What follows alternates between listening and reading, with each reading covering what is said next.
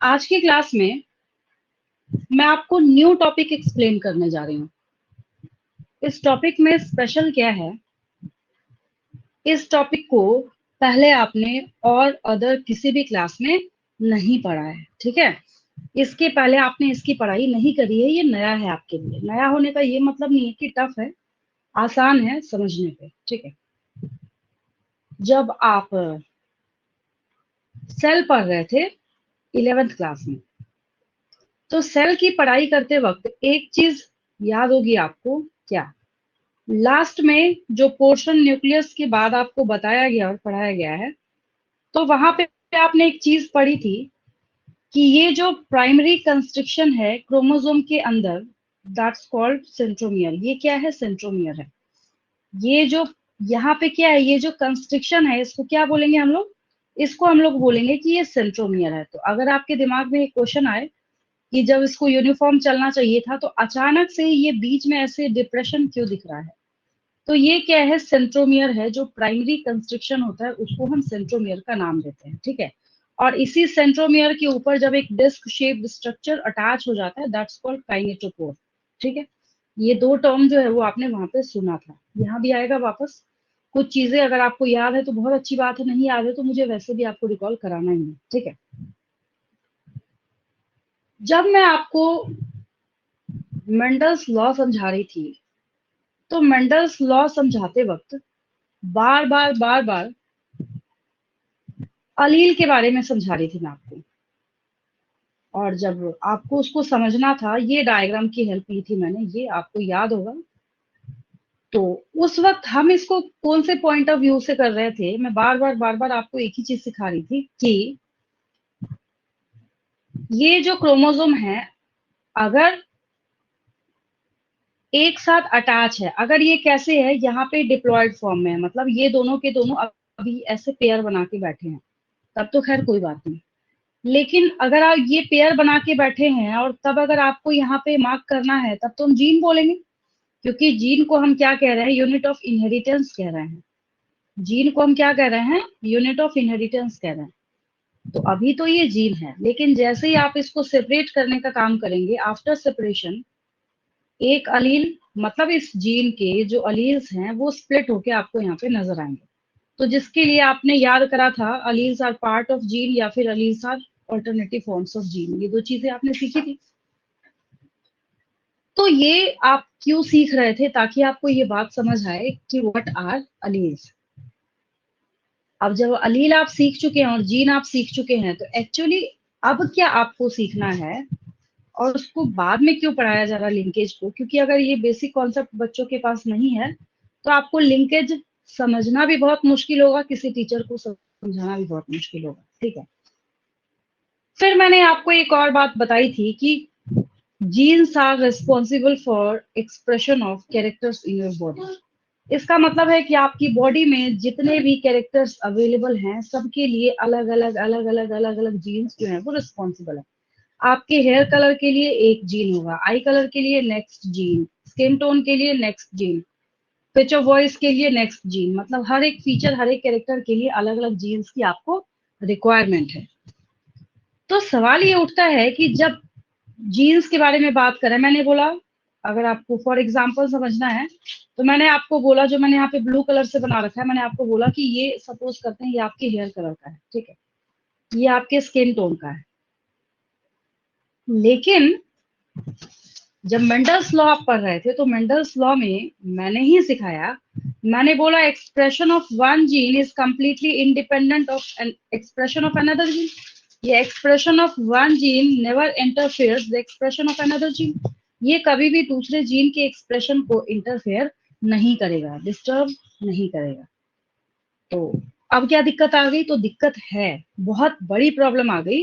Problem ये आई कि जब मॉर्गन अपना एक्सपेरिमेंट करेंगे, तो उनको ये law of independent assortment fail होता हुआ दिखेगा। क्यों दिखेगा फेल होता हुआ? उसका सबसे बड़ा रीजन ये है कि उन्होंने देखा कि ये जो हेयर कलर है, ये अगर हेयर कलर के लिए मैंने यहाँ पे ब्लैक दिया है और अगर मैंने यहाँ पे आपकी आई कलर के लिए ब्लू दिया, समझाने के लिए मैं बात बोल रही हूँ, तो उन्होंने क्या देखा? These two genes are tightly linked.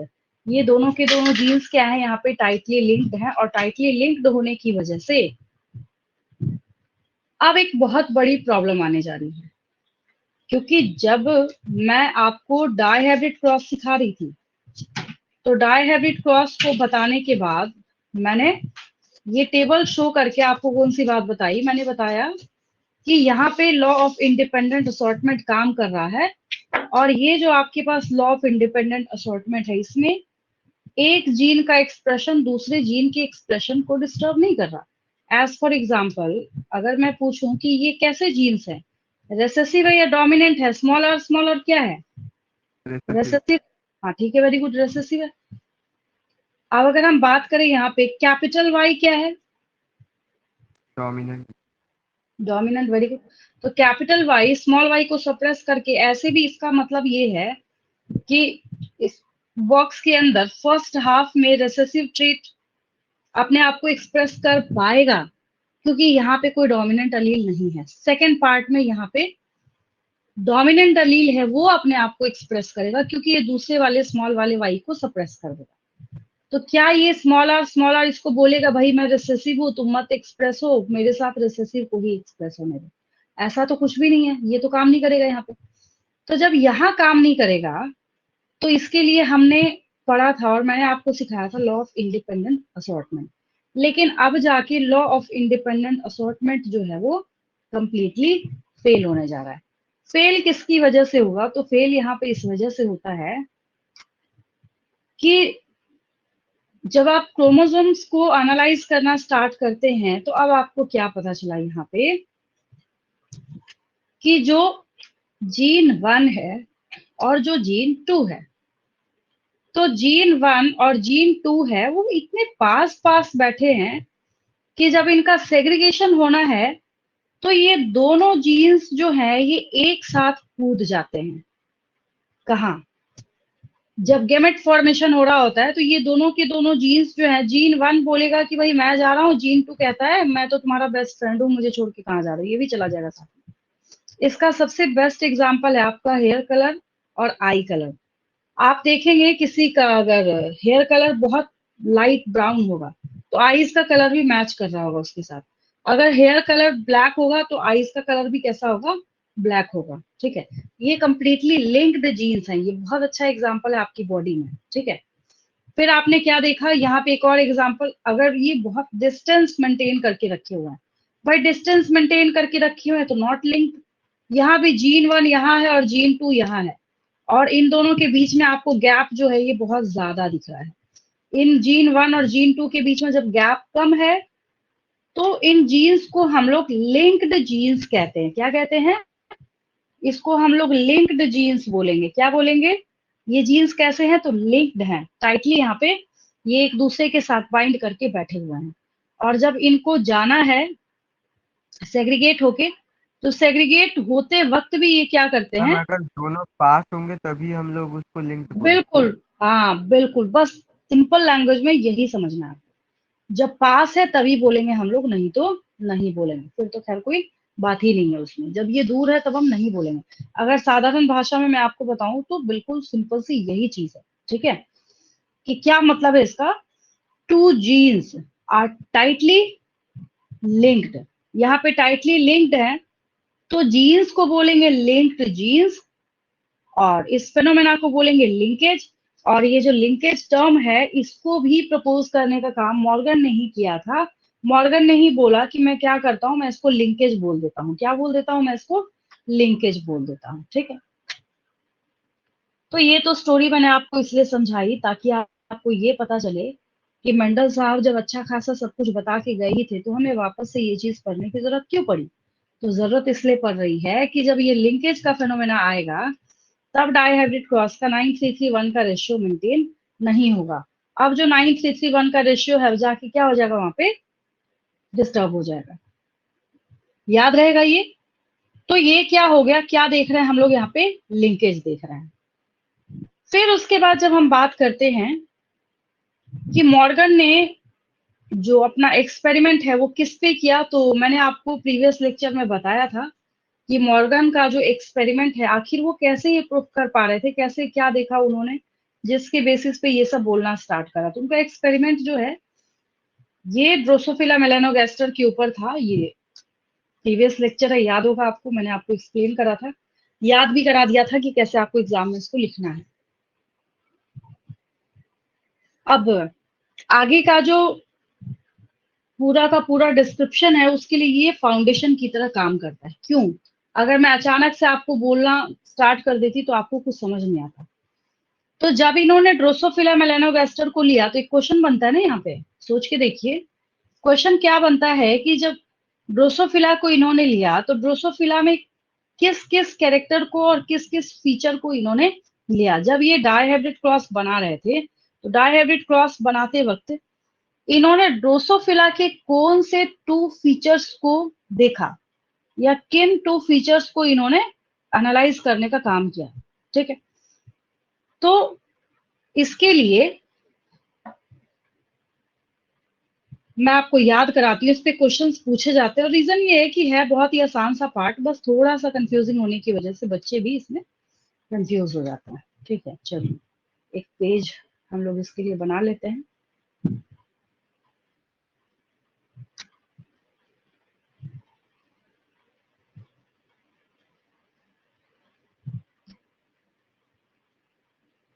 ये रहा आपका ड्रोसोफिला। अब ऑब्वियस है कि जब ड्रोसोफिला के बारे में बात करेंगे और जब डायहाइब्रिड क्रॉस के बारे में बात करेंगे तो हमें यहाँ पे क्या करना पड़ेगा, 2 जीन्स को सिलेक्ट करना पड़ेगा। ठीक है, एक फीचर यहाँ लिख देंगे मेल का और एक फीचर हम लोग यहाँ लिखेंगे फीमेल का। जब मेल और फीमेल लिख देंगे फिर किस चीज की बारी आएगी कि जो मेल है, मेल में कौन कौन से फीचर को इन्होंने एनालाइज करा। पहला फीचर, दूसरा फीचर, कॉमन सेंस लगाएंगे, डायहाइब्रिड क्रॉस है तो 2 फीचर मेल का और यहाँ फीमेल का 2 फीचर। ठीक है, मेरी बात समझ आ रही है? अब देखिए लिखूंगी तो और क्लियर हो जाएगा आपको, बस इतनी सी बात है। तो एक साइड हमने क्या किया, यहाँ पे मेल को मार्क कर दिया, ये हो गया मेल,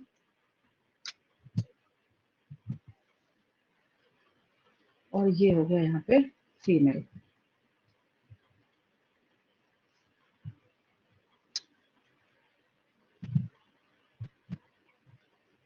अब मेल में जब हम लोग देखना स्टार्ट करते हैं, ये ड्रोसोफिला में देख रहे हैं हम लोग, हमेशा याद रखेंगे इस बात को। ऐसा नहीं कि आप अपने दिमाग में इस बात को बिठा के रखें कि हम लोग क्या कर रहे हैं, ह्यूमन में देख रहे हैं। ह्यूमन का नहीं देख रहे हैं हम लोग, किसका देख रहे हैं, ड्रोसोफिला के अंदर मेल और फीमेल के अलग अलग कैरेक्टर्स को हम लोग देख रहे हैं। ठीक है, तो जब हम यहाँ पे मेल के बारे में बात करते हैं तो मेल की बॉडी का कलर ब्राउन है, brown bodied and red eyed. यहाँ पे मैं लिख देती हूँ,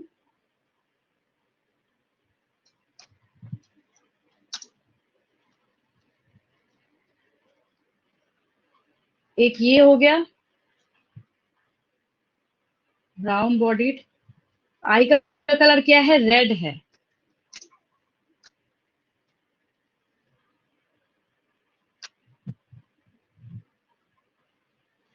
इसका मतलब है कि ये जो बॉडी का कलर यहाँ ब्राउन है तो फीमेल में भी इसकी अपोजिट में कुछ बॉडी का कलर होगा, है ना।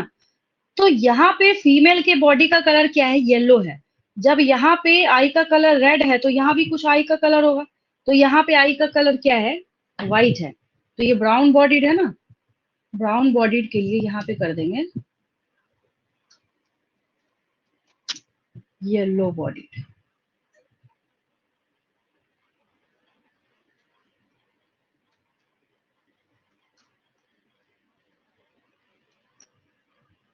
इसका अपोजिट हो गया, ब्राउन वाले का अपोजिट फीचर हो गया ये। और इधर क्या हो गया, रेड का कॉन्ट्रास्टिंग यहाँ पे क्या हो जाएगा, व्हाइट आई है।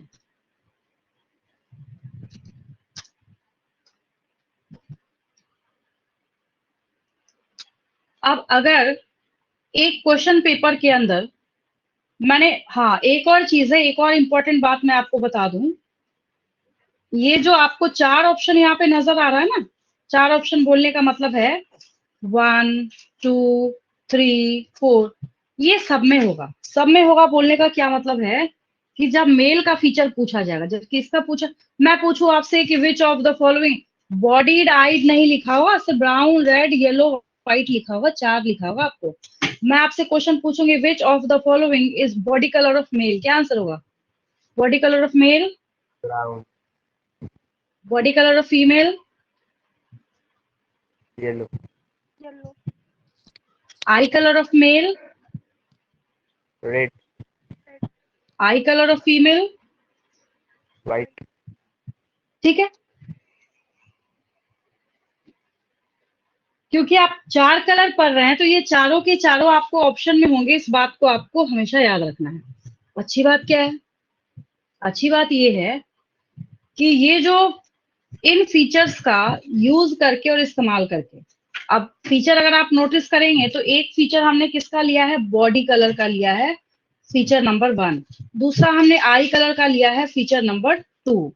दो हमने यहाँ पे जीन्स जो है उनके एक्सप्रेशन को देखा है।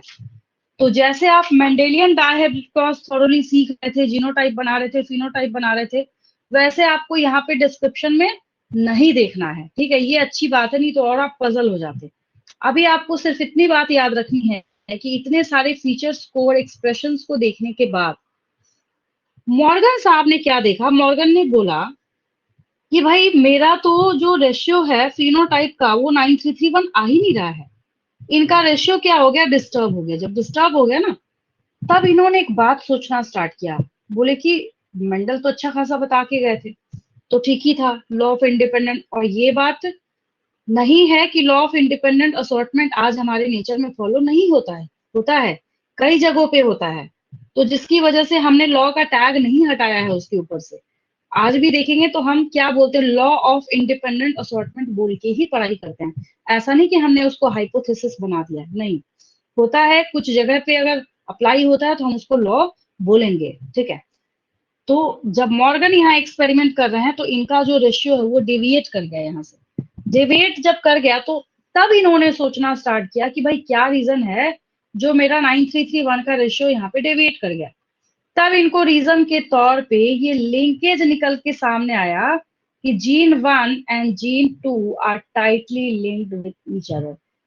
इतना ज्यादा टाइटली इन्होंने एक दूसरे के साथ अपने आप को बाइंड करके रखा हुआ है कि जब एक को सेग्रीगेट होने की जाने की रिक्वायरमेंट होती है तो दूसरा भी उसके साथ चला जाता है, साथ के साथ साइमल्टेनियसली।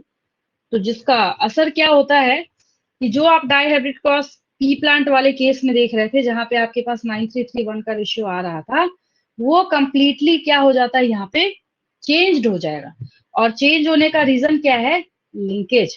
चेंज होने का रीजन क्या है, लिंकेज है यहाँ पे। ठीक है, मेरी इतनी बात समझ आई। अब एक पैरा को समझाने के पहले मुझे आपके बुक का एक जीन मैप जो है वो समझाना है। पहले मुझे ये बताएंगे, इतनी बात समझ आई आपको? Yes ma'am. चलिए,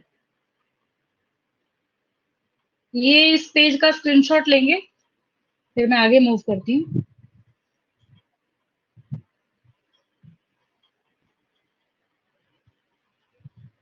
लिख लिया। चलिए, वेरी गुड।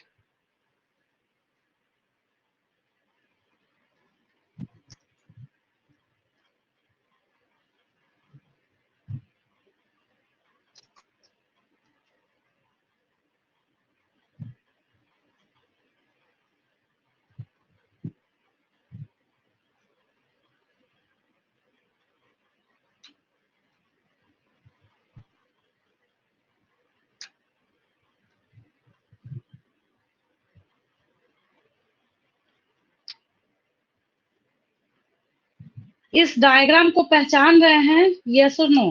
पहले ये बताइए,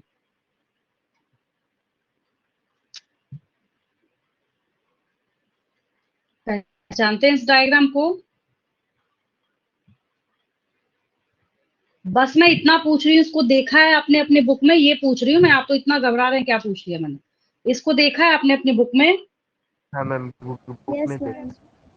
मिला सबको बुक में? ठीक है, लेकिन आपको समझ नहीं आता होगा बना क्या रखा है इसमें। ठीक है, मैं आपको समझाने जा रही हूँ और बिल्कुल क्रिस्टल क्लियर हो जाएगा, कहीं कोई दिक्कत नहीं आएगी। अब अगर आपके दिमाग में इस डायग्राम को समझने के पहले एक क्वेरी आती है कि यहाँ पे किसी किसी में प्लस सिंबल दिया है और कहीं कहीं किसी किसी जगह पे प्लस सिंबल नहीं दिया है, तो यहाँ जो हम प्लस सिंबल दे रहे हैं, ये हम क्या कर रहे हैं, डोमिनेंट जो ट्रेट है ना उसको प्लस सिंबल हम लोग दे रहे हैं। डोमिनेंट को क्या बोल रहे हैं हम लोग यहाँ पे, जो डोमिनेंट वाइल्ड टाइप है उसको देखिए हमने क्या किया, यहाँ पे प्लस सिंबल दिया है। जो डोमिनेंट नहीं है हम उसको प्लस सिंबल नहीं देंगे। खैर हमें इस चीज पे ध्यान नहीं देना। अब मैं आपको जो और जितना समझा रही हूँ ना बस उतना ही समझेंगे। देखिए पहले मुझे एक बात बताइए, जब मैं आपको पनेट स्क्वायर सिखा रही थी, कोई सा भी एक्स वाई जेड में निकालती हूँ, और एक बात बताती हूँ आपको, जैसे ये इस पनेट स्क्वायर की बात करते हैं, ठीक है, सिर्फ ये जो रेड बॉक्स है उसी को देखना है, बाकी चीजें तो आप जानते हैं। इस बात की क्लैरिटी है या नहीं कि अगर हम एक भी जो ऑफस्प्रिंग है उसके अलील्स को ध्यान से देखें, तो उसको एक अलील फादर साइड से मिला होगा और एक अलील उसको मदर साइड से मिला होगा, यस और नो? Yes ma'am. किसी भी बॉक्स को चेक करेंगे तो उसको एक अलील कहाँ से मिलेगा, फादर साइड से, और एक अलील उसको मदर साइड से मिलेगा। और यही बेसिस था, इसी के बेसिस पे हमने टेस्ट क्रॉस करा था, याद आया आपको, कि भाई एक डोमिनेंट ट्रेट आपको नजर आ रहा है अपनी आंखों के सामने, और आप कैसे एक्सपेरिमेंट करके उसका जीनोटाइप जो है वो पता लगा सकते हैं। तो जीनोटाइप जो आप पता लगा सकते हैं, तो कैसे पता लगा सकते हैं, क्योंकि आपके पास इस चीज की नॉलेज है कि अगर किसी भी ऑफस्प्रिंग के अंदर कोई फीचर या ट्रेट निकल के सामने आता है, ये एक्सप्रेस होता है, तो एक्चुअली वो किसकी वजह से एक्सप्रेस होता है, क्योंकि उसको 50% फीचर फादर साइड से मिलेगा और 50% मदर साइड से मिलेगा। आज की डे में हम लोगों की बायोलॉजी में, पूरे बुक में, 11th में, 12th में, सब में, अगर मैं बोलूं कि सबसे ज्यादा इंपॉर्टेंट यूजफुल डेली यूज में, मतलब बायोटेक के फील्ड में सबसे ज्यादा यूजफुल कौन सी चीज है, तो ये जो जीन मैपिंग है ना, ये सबसे ज्यादा इंपॉर्टेंट है। जो दो डाई हाइब्रिड क्रॉस मॉर्गन साहब ने करा, ये चार्ट्स जो है ये उसका रिजल्ट बता रहे हैं। ये क्रॉस ए है और ये क्रॉस बी है, अभी तुरंत समझ आएगा आपको, घबराने की कोई जरूरत नहीं है, ठीक है। ये एक तरह का क्रॉस है और ये दूसरे तरह का क्रॉस है। अब अगर ये दो क्रॉस क्यों है, अगर आपके दिमाग में ये क्वेश्चन है, तो उसका आंसर भी देखिए आपको यहां से मिलेगा, कि आप ये दो क्रॉस क्यों देख रहे हैं। देखिए अब उसका रीजन बताती हूँ मैं आपको। अब ध्यान से देखिए, मैंने इसको इतना जूम कर दिया, ठीक है। तो यहाँ पे जो जीन Y है और जीन W है,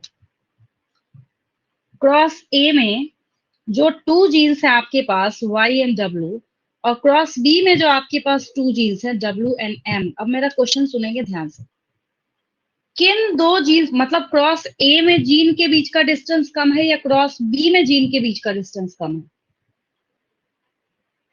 क्रॉस ए में कम है। सारे बच्चों को दिख रहा है जीन का डिस्टेंस किसमें कम है?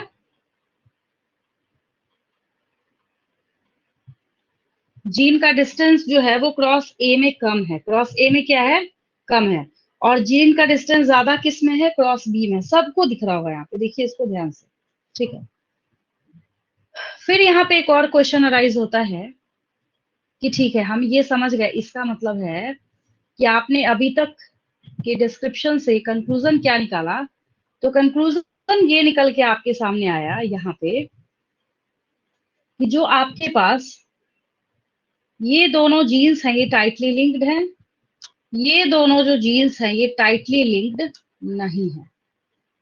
यहाँ पे क्या है, इनके बीच में अच्छा खासा डिस्टेंस जो है वो आपको नजर आ रहा है, दिख रहा है जहाँ पे, ठीक है। तो यहाँ पे लिंकेज है, यहाँ पे लिंकेज नहीं है। Cross A poses the linkage while cross B never represent any kind of linkage. यहाँ पे लिंकेज का कोई नामो निशान नहीं है, क्योंकि ये हर बच्चे को दिख रहा है कि क्रॉस ए में जीन्स के बीच का डिस्टेंस बहुत ही कम है और क्रॉस बी में जीन्स के बीच का डिस्टेंस क्या है, बहुत ज्यादा है। अब फिर एक और क्वेश्चन आएगा, भाई ये क्या बना रखा है ये रॉड लाइक? एक्चुअली ये क्या कर रहा है, आपको क्रोमोसोम रिप्रेजेंट कर रहा है, ये फीमेल के 2 क्रोमोसोम और ये मेल के 2 क्रोमोसोम। अभी अभी तुरंत मैं आपको बैक क्लास के एक पनेट स्क्वायर के ऊपर लेके गई थी और मैंने आपको एक बात बताई थी। क्या मैंने बोला, ये देखिए यहाँ पे F1 जनरेशन बना हुआ है।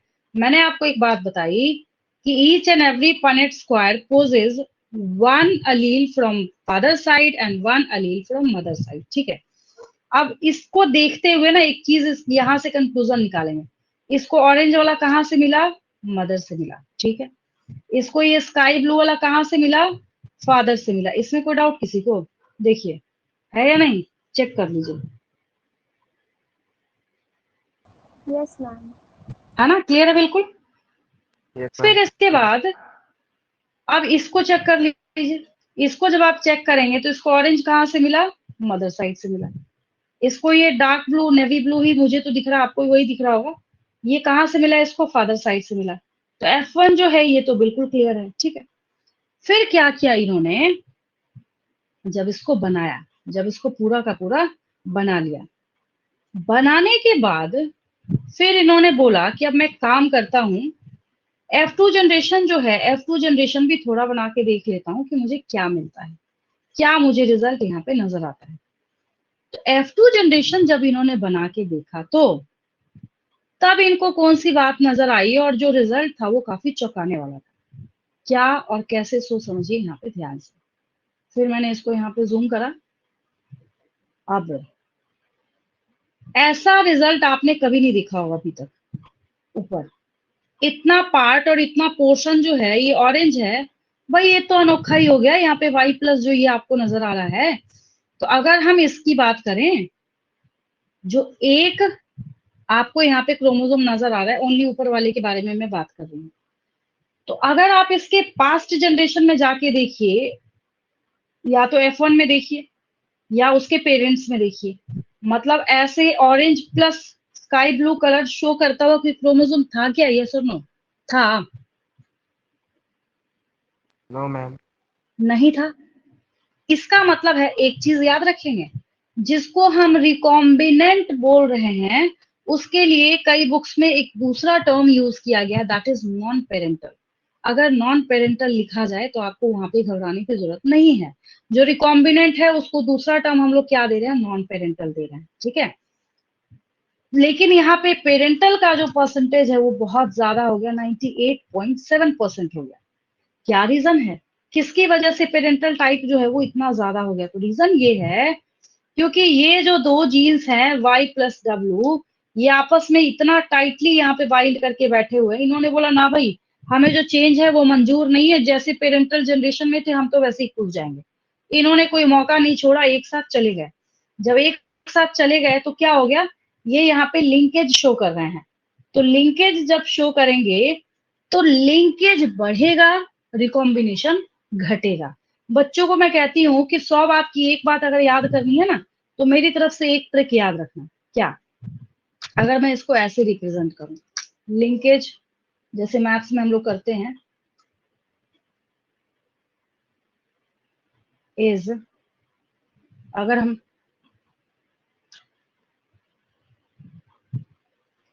इज इनवर्सली प्रोपोर्शनल टू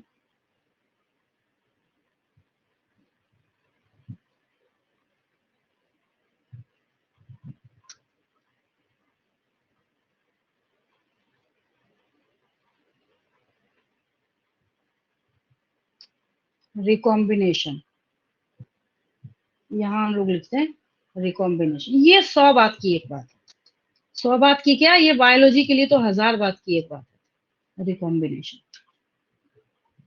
ये कितने क्वेश्चन सॉल्व कराएगा ना, आप सोच भी नहीं सकते। ठीक है, क्या इसको देख के आप कंक्लूजन निकाल सकते हैं? आपको एक बात यहाँ पे इसको देख के समझ आ रही है कि जैसे जैसे लिंकेज बढ़ाएंगे रिकॉम्बिनेशन घटेगा। अगर आपको रिकॉम्बिनेशन का परसेंटेज ज्यादा दिखता है तो आप इस बात को समझ जाएंगे कि अच्छा, किसका जो भी? जीन्स है, हाँ जो जीन्स है वहां पे लिंकेज का कोई नामो निशान नहीं होगा। ये कहीं किसी किताब में नहीं लिखा हुआ, ये मेरा अपना ओपिनियन है, मैं अपनी तरफ से ये बता रही हूँ। ये सुपर ट्रिक है, कभी भी आपको कंफ्यूजन हो तो इसको हमेशा याद रखेंगे, इससे बहुत सारे सॉल्यूशंस आपको मिल जाएंगे। ठीक है, तो इसी के थ्रू आप जो ये है इसको चेक करने का काम करेंगे। ठीक है, तो यहाँ पे आपने क्या देखा कि क्योंकि ये सारा डिस्क्रिप्शन इसके प्रीवियस पेज पे आपकी बुक में जब आप अभी टर्न करके देखेंगे सेम डिस्क्रिप्शन लिखा हुआ है। क्या आपको वहां पे स्टेटमेंट लिखा जाएगा, स्टेटमेंट क्या लिखा हुआ है, when the genes are tightly linked then the percentage of parental type of chromosome is 98.7% and the recombinant types become only 1.3% due to linkage। तो आप समझ तो तब पाएंगे ना जब ये समझा हुआ होगा। ठीक है, तो फिर जब हम यहाँ पे बात करते हैं रिकॉम्बिनेंट टाइप का तो ये सिर्फ 1.3%। अब एक दूसरी बात, अब आपको एग्जाम में जाके सिर्फ यही याद रहता है कि रिकॉम्बिनेंट टाइप का परसेंटेज कितना है, 1.3% है। कितना है, 1.3% है। एक चीज हमेशा याद रखेंगे, जैसे अभी मैंने आपको कलर वाले में बोला कि बॉडी आई सब हटा दिया जाएगा और सिर्फ आपको कलर कलर का नाम लिखा जाएगा कंफ्यूज करने के लिए, ठीक उसी तरीके से यहाँ भी है, आपको कंफ्यूज करने के लिए परसेंटेज चारों लिखे होंगे, उसमें भी मैं आपको ट्रिक बताऊंगी कि बिल्कुल एग्जैक्ट एक्यूरेट 100% सही कैसे सिलेक्ट करेंगे। ठीक है, लेकिन होगा जरूर और इससे क्वेश्चन भी जरूर पूछा जाता है, क्योंकि ये जो पेज है ना ये बच्चे स्किप ही कर जाते, कहते छोड़ो एक पेज नहीं पढ़ेंगे तो क्या जाएगा हमारा, बहुत कुछ चला जाता है, बहुत सारा कॉन्सेप्ट जो वो हिडन है इसके अंदर। ठीक है, तो यहाँ पे जो ये रिकॉम्बिनेंट टाइप है it becomes only 1.3% due to linkage. जो यहाँ पे जीन्स है वो टाइटली क्या है, लिंक्ड है। लिंक्ड होने की वजह से यहाँ पे सिर्फ कितना आपको दिख रहा है रिकॉम्बिनेशन का परसेंटेज, ओनली 1.3%। अब यहाँ पे क्रॉस बी के बारे में हम लोग बात करते हैं। क्रॉस बी में ये जो दोनों जीन है ये आराम से आसानी से सांस ले रहे हैं, बोल रहे हैं भाई मुझे भी अपना स्पेस चाहिए, ये बोलेगा भाई मुझे भी आजादी से जीने दो। फिर क्या होगा, जब क्रॉसिंग होगी तो क्रॉसिंग होने के बाद जो मेल और फीमेल है ये पूरी आजादी देते हैं, कहते हैं चलो ठीक है जितना रिकॉम्बिनेशन करना है कर लो। तो यहाँ पे जो रिकॉम्बिनेशन का परसेंटेज है ये क्या हो गया, 37.2% हो गया।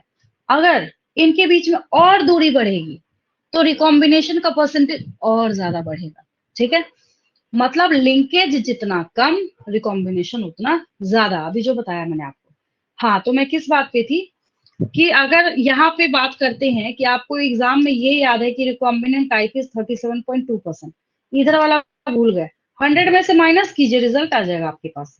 आपको अगर लिंक्ड जीन वाले केस में रिकॉम्बिनेंट टाइप याद है और इधर वाला भूल गए, 100 माइनस करेंगे तो आप देखेंगे यहाँ पे 98.7 हो जाएगा। इसमें से 100 नहीं, 100 में से इसको माइनस करेंगे। ठीक है, तो आपको रिजल्ट क्या मिलेगा, 98.7 जो है ये आपको वहां पे रिजल्ट मिल जाएगा। ठीक है, तो ये एक्सपेरिमेंट जो मॉर्गन साहब ने किया था, तो ये पेज क्या करता है आपको उसका रिजल्ट दिखाने का काम कर रहा है और यहाँ पे आपको ये बता रहा है कि इसके रिजल्ट के तौर पे आपने क्या देखा, क्या आपको नजर आया कि अच्छा अगर जीन्स के बीच में लिंकेज बढ़ाएंगे रिकॉम्बिनेशन घटेगा, अगर रिकॉम्बिनेशन आपको बढ़ता हुआ दिख रहा है आप समझिए अच्छा जीन्स के बीच की जो डिस्टेंस है वहां पे जरूर कोई ना कोई डिक्रीजमेंट हो रहा होगा। ठीक है, रिकॉम्बिनेशन बढ़ेगा तो जीन्स के बीच के डिस्टेंस में इंक्रीजमेंट हो रहा होगा। ठीक है, तो मैंने आपको क्या बोला कि एग्जाम में ये चारों के चारों परसेंटेज 98.7, 1.3,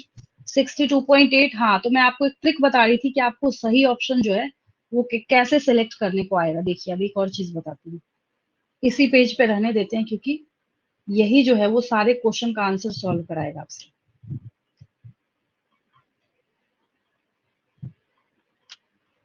इसको यही रहने दीजिए। ठीक है, बस मैं ऑप्शन से यहाँ मार्क कर देती हूँ। मैम लिंकेज कैसे इनवर्सली प्रोपोर्शनल हो रहा है मैम, फिर तो डायरेक्टली प्रोपोर्शनल होना चाहिए। कैसे हो जाएगा डायरेक्टली, डायरेक्टली मतलब समझते हैं क्या होगा, मैम आप बोल लिंक रहे हैं ना कि रिकॉम्बिनेशन अगर बढ़ेगा तो लिंकेज घटेगा। तो इनवर्सली हुआ ना, डायरेक्टली मैम थोड़ी अगर होगा। हाँ मैम, हाँ ठीक है ना, मैम एक्चुअली मैं डिस्टेंस के सोच रहा था इसलिए। अच्छा देखिए अभी इससे और क्लियर हो जाएगा, क्योंकि आपके ऑप्शन में हर जगह आपको 4 दिखेंगे, बच्चे इन्हीं 4 में तो कंफ्यूज होते हैं। अब मैं आपको तरीका बताऊंगी कि कैसे सही आंसर सिलेक्ट करेंगे इन 4 में से।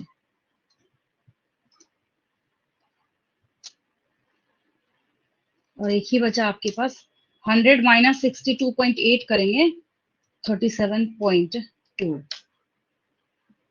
नीट के एग्जाम में हर किसी को पता है कि बच्चे एनसीईआरटी पढ़ के उससे तैयारी करके आते हैं।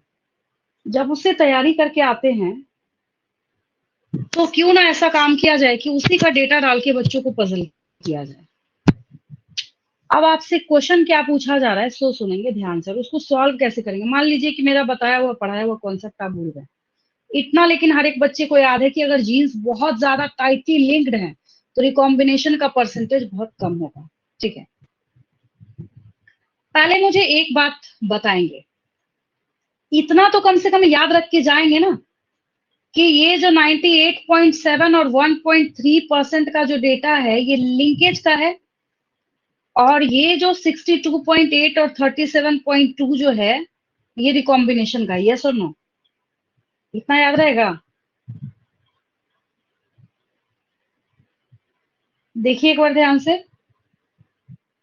अगर हम यहाँ पे बात करें कि 98.7 1.3, चलिए ये भी भूल गए, मान लेते हैं ये भी भूल गए। ठीक है, आपसे क्वेश्चन पूछा गया कि which of the following option poses the percentage of parental type in linkage. Question समझे क्या बोला मैंने? यस और नो?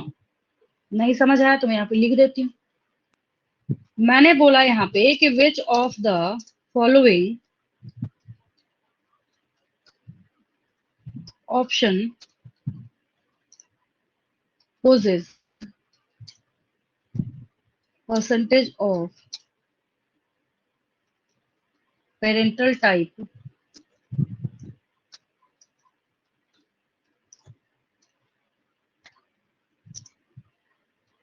in linkage।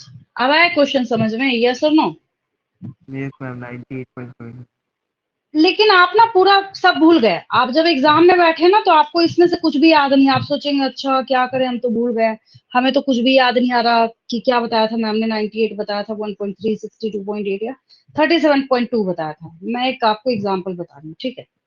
तो यहाँ से आंसर को कैच करेंगे। देखिए, लिंकेज का क्या मतलब समझेंगे पहले ये बताइए। लिंकेज मतलब टाइटली हेल्ड। लिंकेज मतलब आप समझ जाएंगे कि चलो ठीक है, यहाँ पे अगर हम एक क्रोमोसोम को देख रहे हैं तो यहाँ पे जीन 1 और जीन 2 जो है वो टाइटली लिंक्ड होंगे, राइट? जब टाइटली लिंक्ड होंगे तो पेरेंटल का प्रतिशत परसेंटेज बढ़ेगा, यस और नो? Yes ma'am. क्या होगा? इसका परसेंटेज बढ़ेगा। तो परसेंटेज जब बढ़ेगा तो आप तुरंत यहाँ पे क्या कीजिएगा, अगर हम डिस्कार्ड मेथड को अप्लाई करें तो 1.3 और 37.2 को काट दीजिएगा। फिर आपके पास दो यहाँ पे बच गया परसेंटेज, 98.7 और 62.8। जब आप इन दोनों को ध्यान से देखेंगे तब आपको एक और कौन सी बात समझ आएगी? तब आपको एक और बात वहां पे समझ आएगी कि भाई जब इतना टाइटली लिंक्ड है तो इसका मतलब है कि पेरेंटल वाले का जो परसेंटेज है वो बहुत ही ज्यादा होगा। तो आपके पास आंसर निकल के सामने आ जाएगा 98.7। समझ आया सबको? क्या बोला मैंने? मेरी बात यस समझ मैम। आई सबको?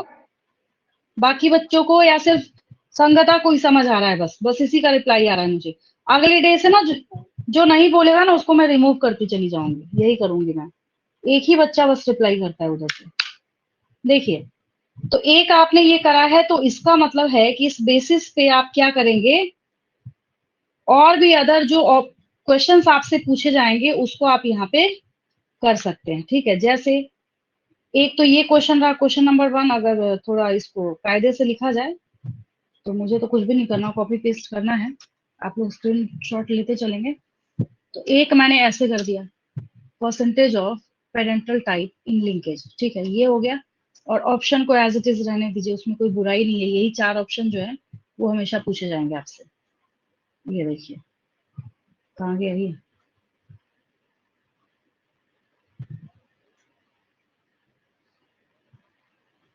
हाँ ये रहा, ये है। इसको एज इट इज रहने दीजिए, इसमें कोई दिक्कत नहीं है।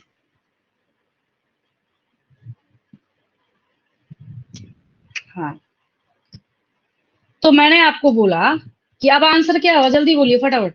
अब क्या होगा आंसर? 98.7। ठीक है, मैंने यहाँ पे लिख दिया option A is right, that is 98.7%। चलिए इसका स्क्रीनशॉट लीजिए यहाँ से, 1 मिनट। अब हम लोग क्वेश्चन चेंज करेंगे, इसका स्क्रीनशॉट लीजिए, आगे बढ़ रही हूँ मैं। ये हो गया। Yes. अब देखिए सेकंड क्वेश्चन, नेक्स्ट।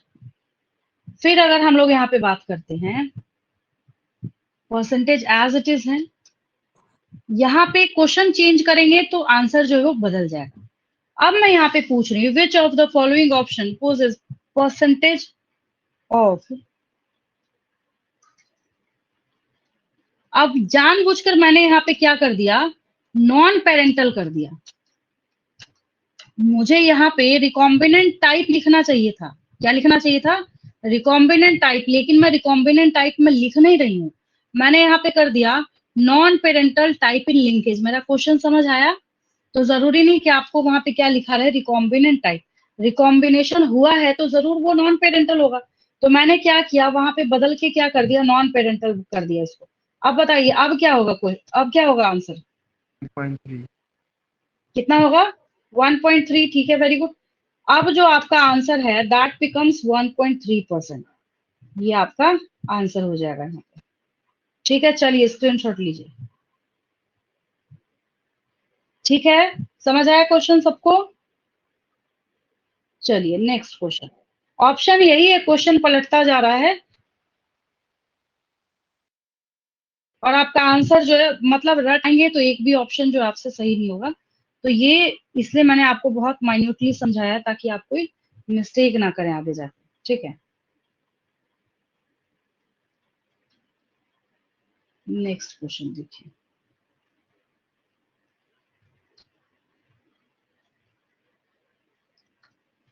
अब मैं यहाँ पे कर रही हूँ, which of the following option poses percentage of non parental type इन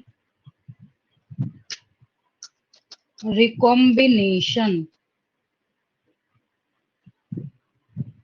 नहीं, 1 minute. Parental type in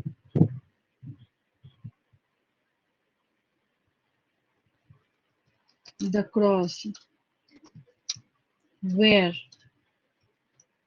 genes are not tightly linked।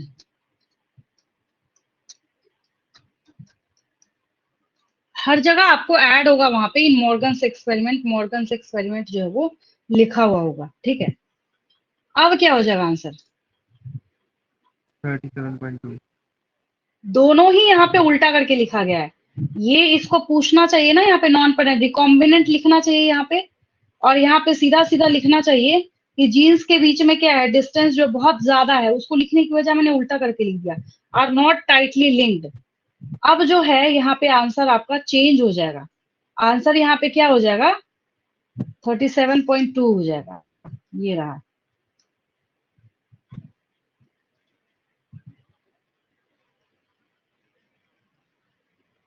चलिए इस पेज का लीजिए स्क्रीनशॉट। एक लास्ट क्वेश्चन बचा है, एक ऑप्शन का, वो करेंगे हम लोग। इसके बाद देखिए कैसे आपको फटाफट वो पैरा समझ आता है एनसीईआरटी का। ये हो गया। चलिए नेक्स्ट क्वेश्चन।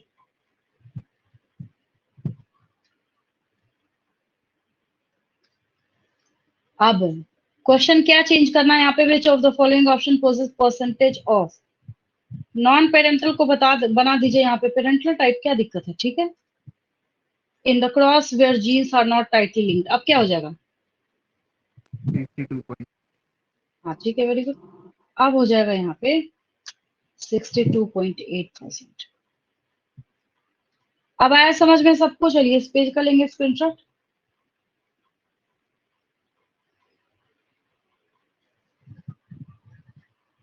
अब देखिए मैं आपको आपके एनसीईआरटी बुक की एक लाइन शो करती हूँ जहां पे इस चार्ट के बारे में पूरी डिटेलिंग जो है वो करी गई है। ठीक है, तुरंत आपको समझ आएगा। कोई ऐसा बच्चा जिसको ये लिंकेज का चार्ट जो है वो समझ नहीं आया, देखिएगा ध्यान से एक बार। कोई डाउट हो पूछिए मेरे से।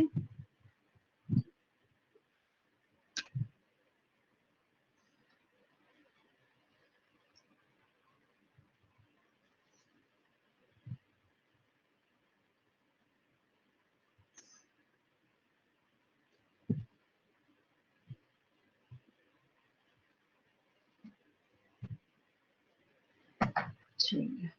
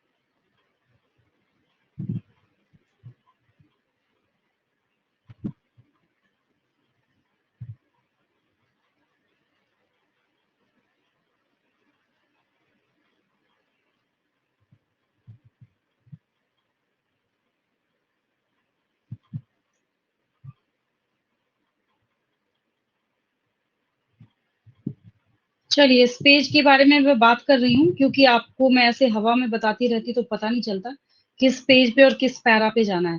थोड़ा ब्लर है बट आपके सामने बुक है, उससे काम चलाएंगे। ऐसे मैं बोलती रहती इस पेज पे जाइए, यहाँ जाइए, तो 83 पेज पे जाइए तो आपको निकालने में टाइम लगता। देखिए समझेंगे जो मैं बोल रही हूँ फटाफट। मॉर्गन ने बहुत सारे एक्सपेरिमेंट्स किए, लेकिन कैसा किया इन्होंने? डाइहेब्रिड क्रॉस किया। इन्होंने कौन सा ऑर्गेनिज्म सेलेक्ट किया था? फटाफट आंसर कीजिए।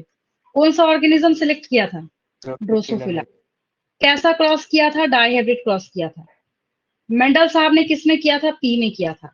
लेकिन मॉर्गन ने जब हाइब्रिडाइज्ड किया, अभी तुरंत आपने याद किया है, जब हमने फीमेल को सेलेक्ट किया है तो फीमेल की बॉडी का कलर येलो है और जो फीमेल की आई का कलर है वो व्हाइट है। अभी लिख रखा है आपने, ठीक है। फिर जब हम यहाँ पे मेल के बारे में बात करते हैं, बॉडी का कलर ब्राउन है और आई का कलर रेड है। इनको जब इन्होंने क्रॉसिंग कराया, ये रहा मॉर्गन साहब का conclusion. He observed that the two genes didn't segregate independently. Fail हो गया यहाँ पे Mendel's law of independent assortment of each other, and the F2 ratio deviated very significantly from the 9331 ratio expected when the two genes are independent. ये कब होता है? जब आप लॉ ऑफ इंडिपेंडेंट असॉर्टमेंट को काम पे लगाते हैं तब ऐसा होता है, लेकिन मॉर्गन साहब के एक्सपेरिमेंट में ऐसा बिल्कुल भी नहीं हुआ। फिर Morgan and his group knew that the genes were located on the X chromosome and saw quickly that when the two genes in a dihybrid cross were situated on the same chromosome, the proportion of parental gene combinations were much higher than the non-parental type. यहाँ पे non-parental type recombinant को बोला जा रहा है, हमेशा याद रखेंगे। क्या बोला जा रहा है? जो non-parental type है ये recombinant को बोला जा रहा है। फिर मॉर्गन साहब ने देखा कि भाई ये जो यहाँ पे टाइटली लिंक्ड है और टाइटली एसोसिएटेड है, मुझे क्या करना पड़ेगा? मुझे इसको कोई टर्म देना पड़ेगा। तो जो टर्म इन्होंने दिया वो टर्म दिया इन्होंने लिंकेज। तो क्या बोला इन्होंने? द फिजिकल एसोसिएशन और linkage of the two genes, and coined the term linkage to describe this physical association of genes on a chromosome, and the term recombination to describe the generation of non parental. बार बार किसको बोला जा रहा है? Recombinant को बोला जा रहा है। किसको बोला जा रहा है? रिकॉम्बिनेंट को। फिर मॉर्गन, अब भाई इतना छोटा सा एक्सपेरिमेंट तो था नहीं कि अकेले करते, ये पूरे ग्रुप के साथ कर रहे थे। आगे इनके स्टूडेंट जो हैं एल्फ्रेड स्टर्टिवेंट, जिन्होंने जीन मैपिंग करा है, इनका भी नाम आ रहा है, ये देखिए एल्फ्रेड स्टर्टिवेंट, ठीक है। फिर यहाँ पे क्या देखा इन्होंने कि when genes were grouped on the same chromosome, some genes were very tightly linked, showed very low recombination. अच्छा, अगर मैं आपको पूरा ये चार्ट नहीं समझाते लिंकेज का, आपको ये स्टेटमेंट समझ आता है? यस और नो बताइए। मैं सीधा यहीं से पढ़ाना शुरू कर देती। मैं बोलती हाँ भाई रटो, some genes were tightly linked showed very low recombination. आप बोलेंगे हाँ ठीक है होता है, लेकिन अब क्योंकि आपने समझ रखा है तो आपको मेरी बात समझ आ रही होगी कि मैं यहाँ पे आपको क्या बोल रही हूँ, ठीक है। देन अब ये डेटा भी दिया जा रहा है यहाँ पे। आपने क्रॉस ए क्रॉस बी देखा. For example he found that the genes white and yellow were tightly linked and showed only 1.3% recombination. जैसे लिंकेज की बात करेंगे रिकॉम्बिनेशन का परसेंटेज घटेगा. while white and miniature wing showed 37.2% recombination. इनका recombination का percentage क्या हो गया, ज्यादा हो गया जब लिंकेज जो है वो कम होगा. His student Alfred Sturt event का नाम याद रखेंगे, STURT event, EVANT, ठीक है. Use the frequency of recombination between gene pairs on the same chromosome as a measure of the distance between genes.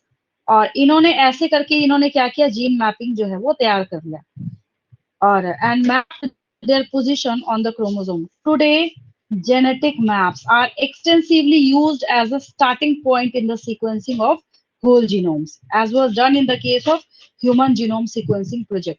और जो ह्यूमन जीनोम प्रोजेक्ट है, जो चैप्टर 6 है आपका, उसके एंड में मॉलिक्यूलर बेसिस ऑफ इनहेरिटेंस के एंड में आपको पढ़ाया गया और वो इतना ज्यादा इंपॉर्टेंट है कि उसको जब आप देखना स्टार्ट करेंगे तो सारी कंट्रीज ने एसोसिएशन में एक साथ मिलके किया, उसमें पूरे 13 इयर्स का टाइम लगा. तो इतना जो है ये ह्यूज प्रोजेक्ट है जो बायो में निकल के सामने आ रहा है. ठीक है, आपको ऐसा कोई भी नहीं बोलेगा कि क्रॉस ए और क्रॉस बी को पूरा बना के दिखाना है. सिर्फ आपको परसेंटेज के ऊपर क्या किया जाता है, क्वेश्चन पूछा जाता है. यहाँ तक समझने में कोई दिक्कत किसी को? क्लियर है बिल्कुल? Yes, ma'am.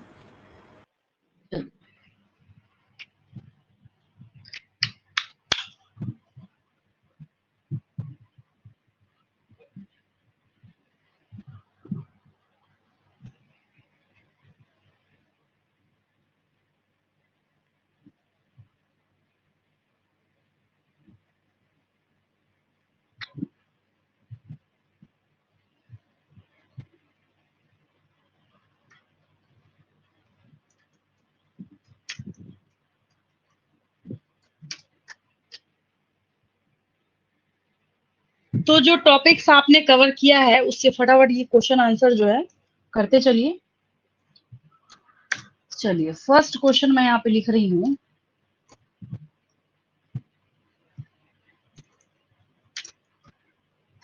Who coined the term linkage? क्या लिखेंगे?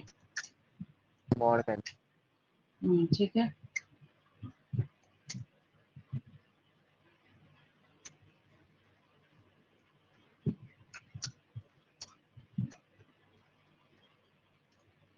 Then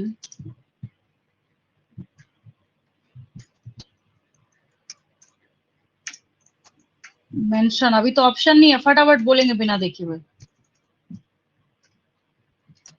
the percentage of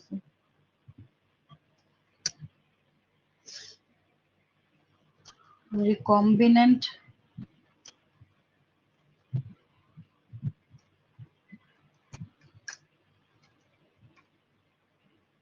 types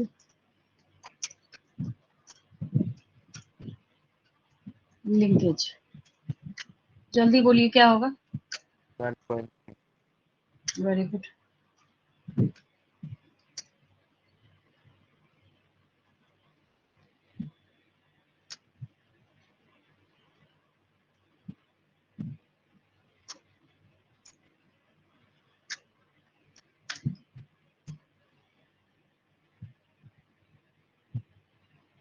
अगर मैं यहाँ पे पेरेंटल टाइप्स कर दूं तो 98.7. 100 में से 1.3 माइनस करेंगे तो आपको आंसर मिल जाएगा, दैट इज 98.7%. चलिए स्क्रीनशॉट लीजिए, आगे बढ़ रही हूँ मैं.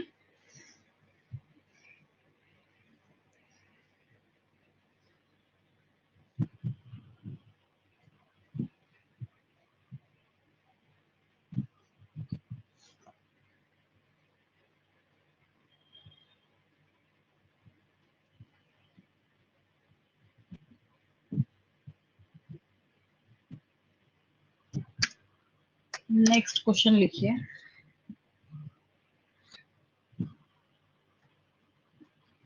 Who used the frequency of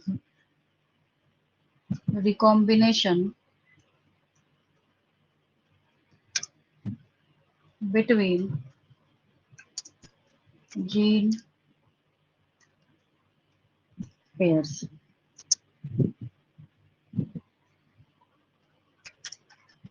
On the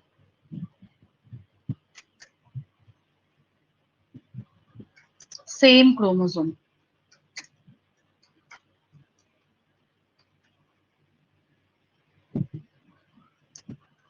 As a measure of the, जानबूझ के ऐसे क्वेश्चन लिखता है ताकि आप कंफ्यूज हो जाइए. Measure of the distance between genes.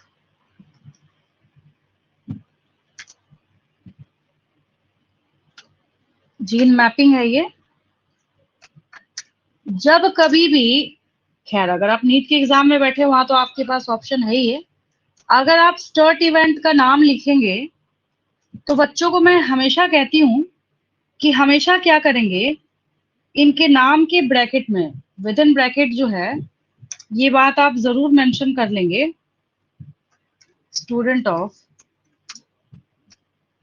Morgan. हाँ, मॉर्गन के ये स्टूडेंट थे. मैम अल्फ्रेड भी तो होगा. हाँ, लिख सकते हैं. अल्फ्रेड चाहिए तो लिख सकते हैं. जैसे कैसे थॉमस हंट मॉर्गन है, तो मैंने क्या किया, सिर्फ मैम मॉर्गन कोई सा लिख भी दिया. एक नहीं, बाद वाला याद रखना जरूरी होता है, जो सरनेम है ना. जैसे आप देखिए बहुत सारे के, रॉबर्ट ब्राउन, रॉबर्ट हुक, है ना, रॉबर्ट रॉबर्ट बहुत में लगा हुआ है, तो बाद वाला जो सरनेम है ना वो याद रखना जरूरी होता है. अब थियोडर बहुत के नाम में आता है, थियोडर बवेरी, थियोडर थियोडर बहुत के नाम में आता है, तो ऐसे करके याद रखेंगे. तो बाद वाला जो है वो याद रखना जरूरी. कोई भी एक नहीं, कोई भी एक अगर फर्स्ट वाला याद कर लेंगे तो दिक्कत हो जाएगी. ठीक है, चलो.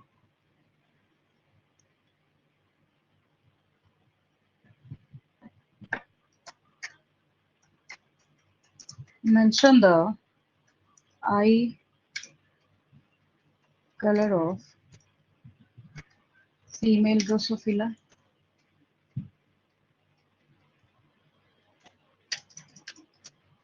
in Morgan's dihybrid cross. चलिए आंसर दीजिए. वाइट.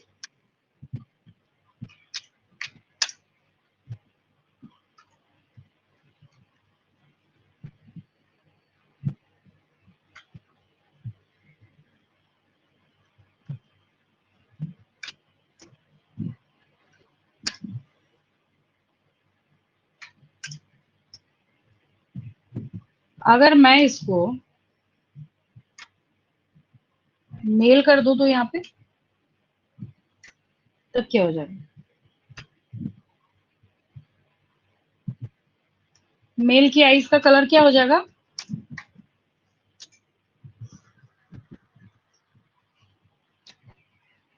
मेल की आईज का कलर क्या हो जाएगा. Ma'am red. हम्म,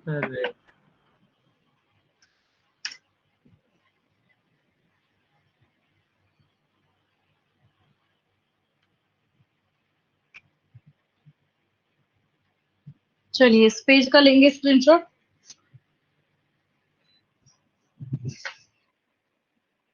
हो गया.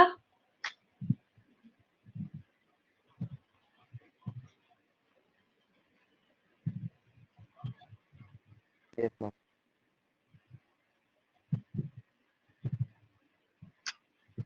इसको सही कर लेंगे. STURT Sturtevant. अब ठीक है. चलिए अब लीजिए स्क्रीनशॉट.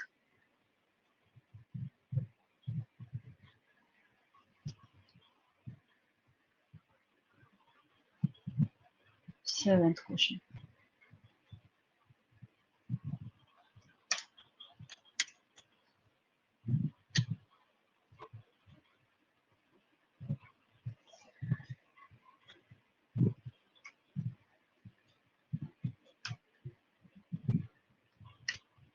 mention the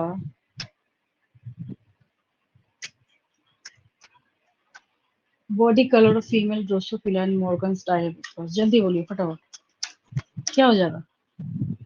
yellow. ठीक है,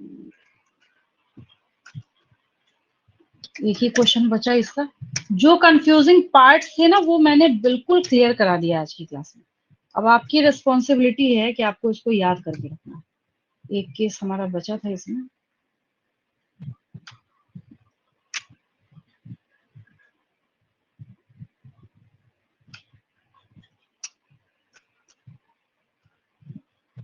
मैम वो जीन मैपिंग में वो कलर वगैरह याद रखने की जरूरत है? किस में?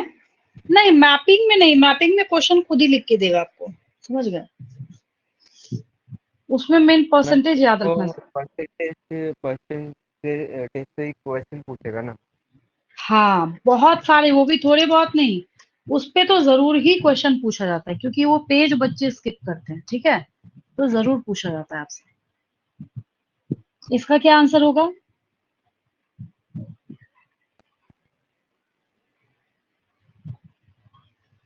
Ma'am brown.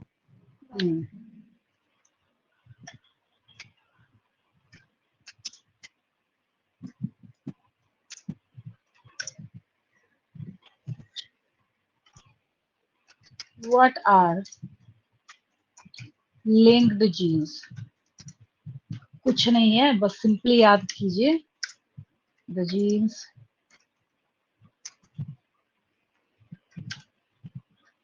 which are tightly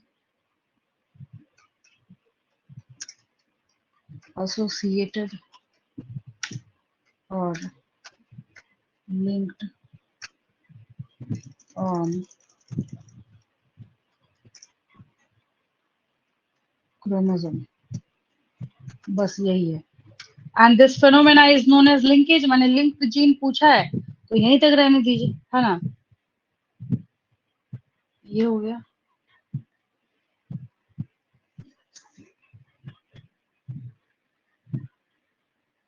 last question लिख लीजिए।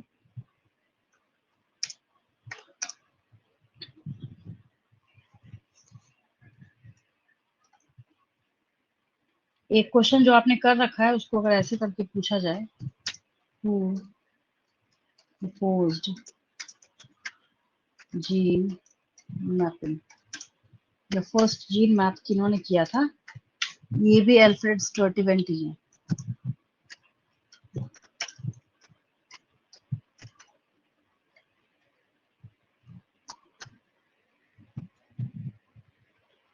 चलिए, क्लियर हो गया सबको? आज की क्लास में कोई डाउट नहीं? तो मैम